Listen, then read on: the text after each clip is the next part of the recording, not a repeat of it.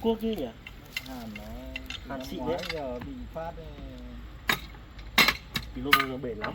Lúc ta mày không ăn thua đâu.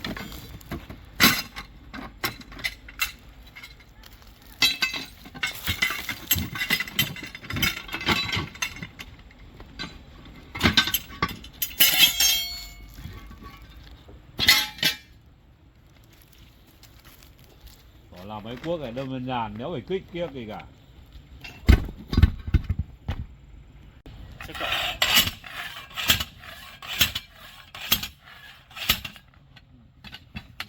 giờ nó có hết cái đồ. Cái này lâu nên nó phải giã.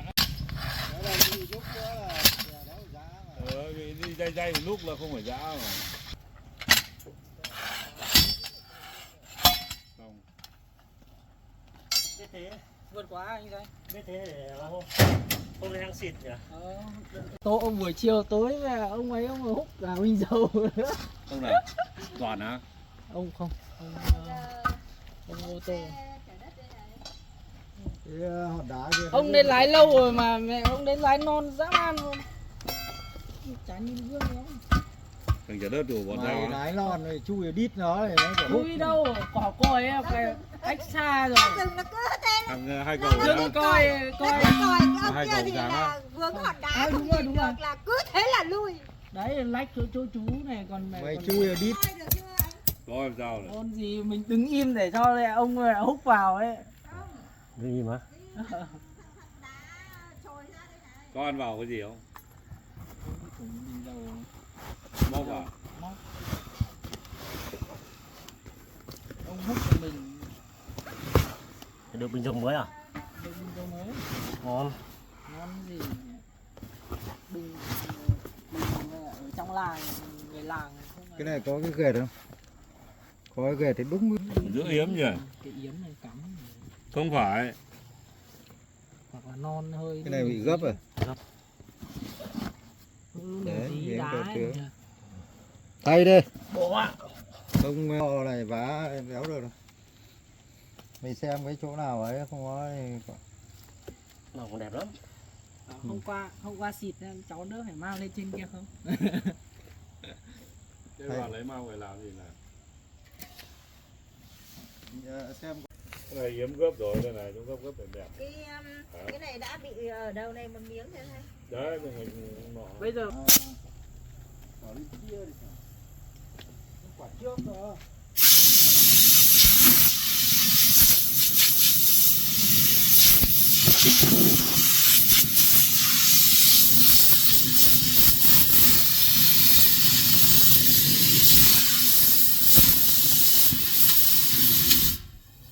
nó con Cắn không? Không phải vết cắn đâu. Móc lốp vậy. Không phải vết cắn đâu, vết yếm tít thế này cơ. Đô vào đúng cái chỗ đấy xem ban xem nó bị ở cái đéo gì. Đấy, phải đo đúng ở đấy nè. Là xem nó bị ăn ở cái gì chứ không phải chỗ nhăn đấy đâu. Không phải. À, ở vị chỗ này này. Đâu chỗ nào? Đấy, chỗ này luôn. Còn gì cũng đốt. Chúng ta lau ấy.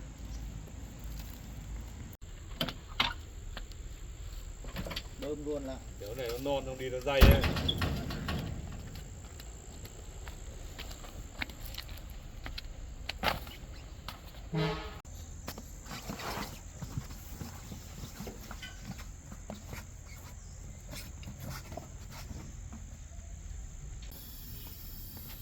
Đây đây nhé.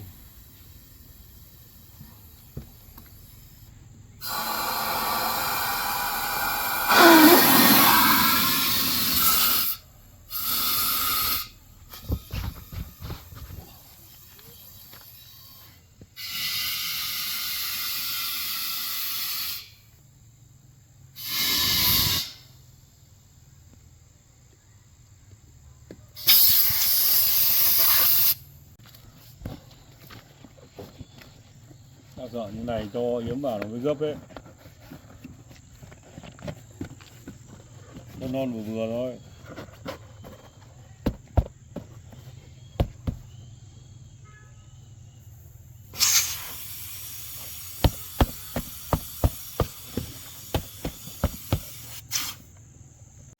trước thuê mảnh đất đấy giờ mua nứt mẹ. Ở chỗ nào? Bây giờ đang ở chỗ nào? Nhà thằng này ở đó, ngoài thị trấn này. Trước nó gọi thằng ở bên dưới cơ. Bình Trang. Hả? Thì chỗ nhà nghỉ đấy nhỉ? Đéo biết được, nhưng mà tao ở trong là lung là làng cơ. Bình Trang. Đi Giang thì mẹ giờ nó nhiều tiền lắm, người đi lắm. Thế chưa có thằng béo béo chân đều gà giờ đéo làm đấy nhỉ? Vẫn làm. Nó làm ở đâu? Vẫn ở Cái mất mấy trăm nghìn cơ, cả xăm cả yếm. Thế là mình đéo đủ. Thế bảo hôm mai tao đi qua tao giả. Nó bảo đéo được đâu. Có đeo tao gọi thằng thợ ngay chỗ đấy phát nó mang thằng triệu tao luôn. Mình chạy từ đấy ra có hơn cây, 2 cây đéo là nhiều. Gấp đây này. 2-3 cây bên dưới. Qua chỗ đại lý xe máy phát đi. Đấy Đấy là ở chân đèo gà có nhà nghỉ đấy. đây là vết cũ. Chưa nói xong tay đã xong. Em bảo là chiều nay em chỉ gỡ ra đấy thôi, chiều mai em để cái đống đá trên, lúc nào anh dỗi ép em cái. Dối thì chả có lúc nào dối cả. Ép vào ra được bà. Tôi để vào cái đống đá kia để rác rác vào đống đá kia mà. Chiều mai mới đem ra đấy được. Hôm nay mới dỡ xong em đi đón trẻ bây giờ. Đang bảo là kia lúc nào ấy. Máy lúc nào về thì ấy. Ép cho một cái thôi. Nhưng mà hôm nay chưa về đâu, mai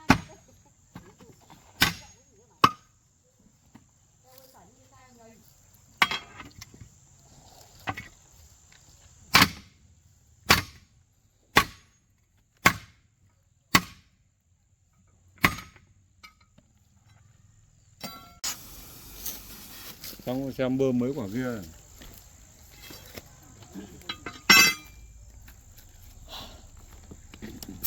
Lúc này sợ lắm đâu mà nó chỉ đơn giản thôi.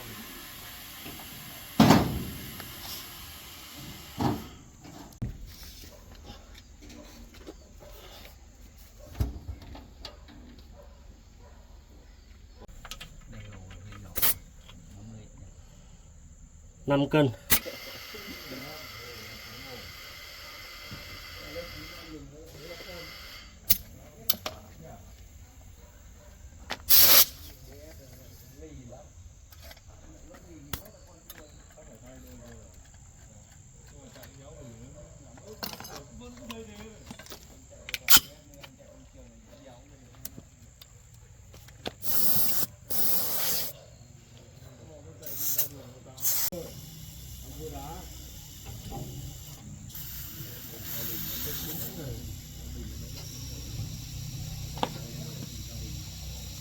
Ngoắc vào cây lù đủ ấy.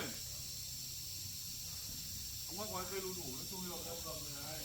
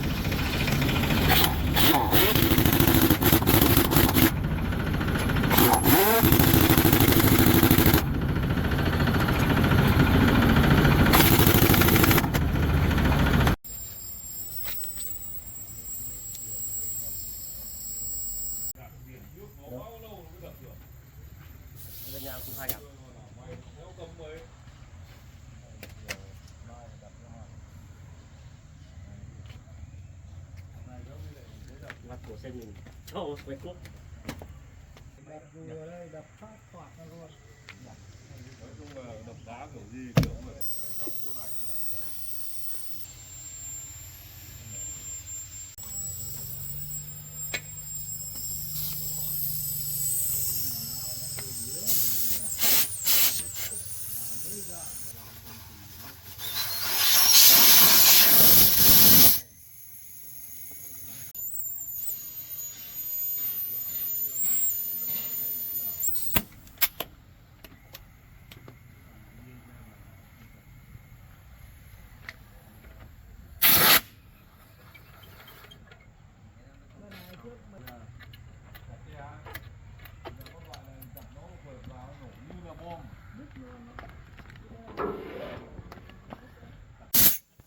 Ở bên này được việc.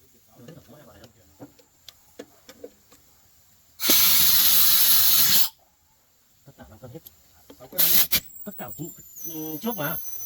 Hả? Trước vào 5 cân hết. Các bạn luôn 6 cân mà. À không, nhưng mà lần trước ấy. Đây 6 cân đây, 6 cân, 6 cân. Nó lâu ngày rồi anh.